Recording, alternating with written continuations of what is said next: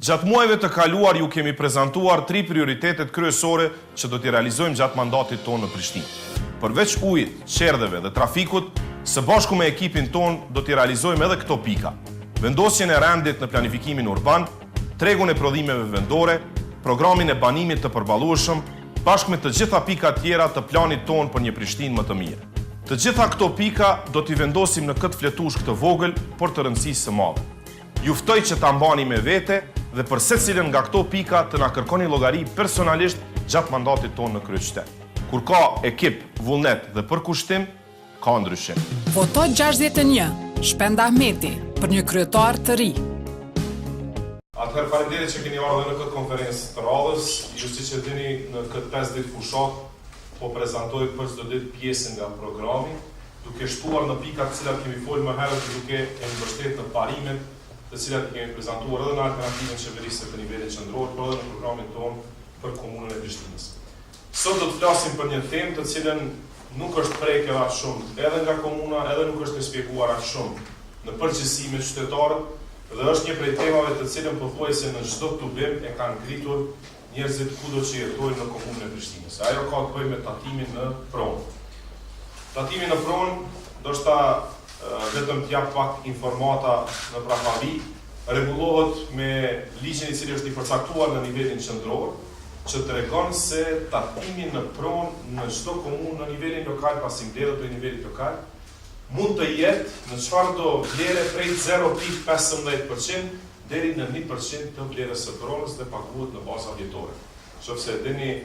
sigurisht e dini se regjistrimi i makinave pastaj është i lidhur si kusht në mënyrë që e ke pagu tatimin në pronë, që është një prej mënyrave se si Komuna e Prishtinës e mbledh këtë pronë.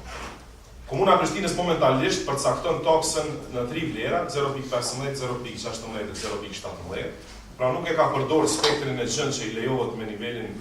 qendror që e përcakton për tatimeve, dhe kjo dallon në varësisht se është lokal për banim apo lokal rezidencial, dhe Prishtinën e ka ndarë në 6 zona të ndryshme. Mirë po, ajo që po shohim ne dhe pse mendojmë se duhet të ketë reformim të tatimit në pronë, është se pothuajse mund të konsiderojmë se njëjtë paguajnë tatimin në pronë edhe një familje e cila jeton për shembull në 50 metra katror dhe i ka 7 antar, dhe njëjtë paguan edhe një familje e cila i ka 2 antar dhe i ka 4 banesa në 3 prej cilave nuk jeton askush. Reformimin e tatimit në pronë ne do ta bazojmë në 3 parime kryesore. E para, siç e thash, në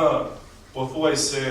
pajtim të plot me parimin që bëhet edhe në shumë qytete evropiane, kemi të bëjmë me faktin që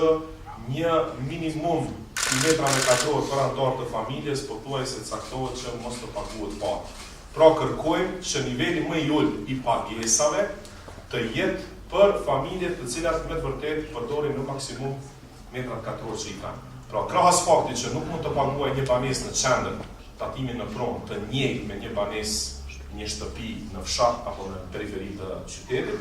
ne duam që tatimin në pronë ta reformojmë edhe me faktin se duhet të vlerësohet se sa antar familjes banojnë në një pronë, në këtë mënyrë që ta lehtësojmë situatën sadopak për ata të cilët me të vërtetë nuk i kanë kushtet e mira. Po flasim pra për siç e ceka, nëse flasim për një banesë 60 metra katror me 6 antar familjes, kjo i vjen 10 metra katror me antar familjes, që pagesat jetë më ulët. Ndërsa po flasim për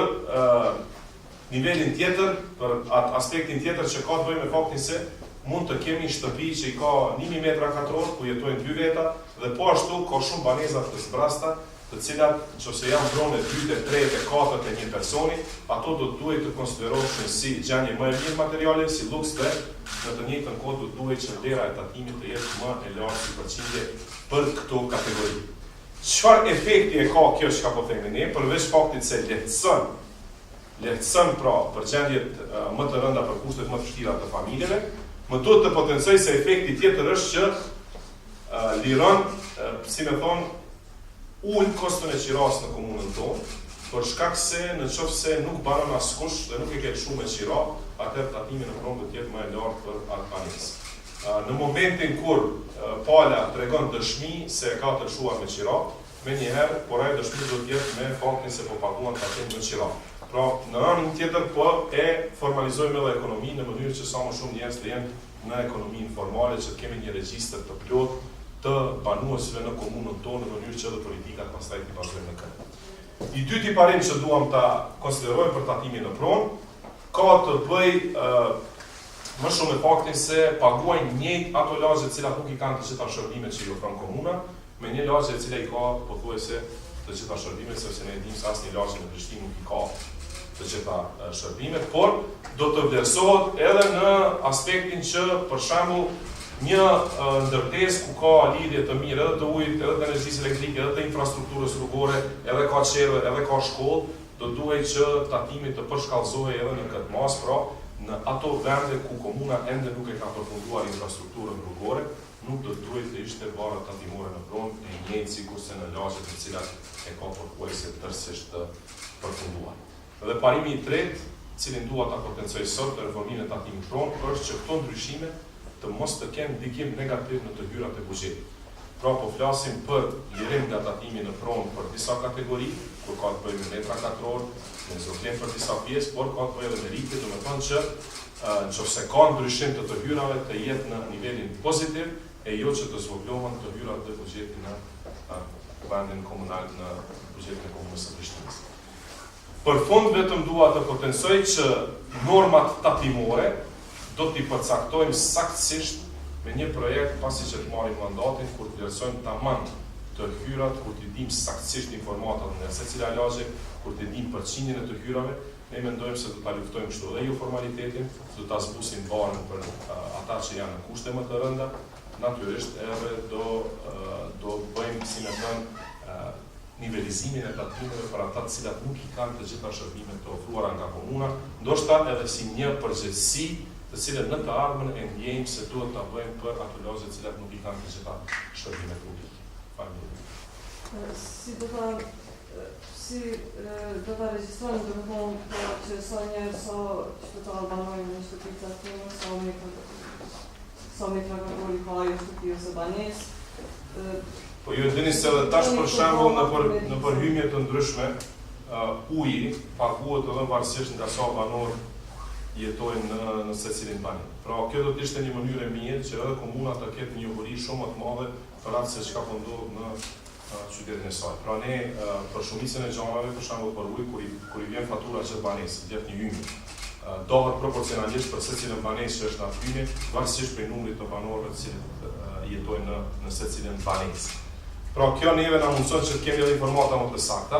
por po e them edhe të njëjtën kohë, kjo edhe mundson që ta luftojmë me formalitetin. Domethënë që dikush me vërtetë e kanë shumë me qirani banesë, është pronë tyre të paguajë tatim më pak, por në të njëjtën kohë do t'i paguajë tatim në qira shtetit, ju e dini se sa kemi banesa në qira të cilat fare nuk janë të regjistruara si në qira. Pra po e ndihmojmë gjithmonë shtetin, por atë formalitet ta kthejmë jo vetëm në mbledhjet e tatimit, por në shërbime më të mira, shumë më të mira për qytetarët. Besoni se t'jenë një tubim, po them pothuajse për çdo ditë, kanë ngrënë një tubim në lagjen medrese, duke shku domethënë rrugës për kolegj. Shumica e qytetarëve, një 2-3 ishin që u ankuan se po ndihen pa barabartë, sepse po e paguajnë njëjtë tatimin, në fakt nuk po e paguajnë se as nuk po kanë mundësi, por po ju krijohet një borxh i madh i tatimit në pronë. Po flas për familje në kushte shumë të rënda, që jetojnë një numër i madh i familjarëve, dhe unë mendoj se komuna duhet që të ketë përgjigje në politika programore për raste të tilla, natyrisht duke mos e dëmtuar buxhetin, por në të njëjtën kohë duke bërë edhe një progresivitet siç e shohim pothuajse në çdo shtetë.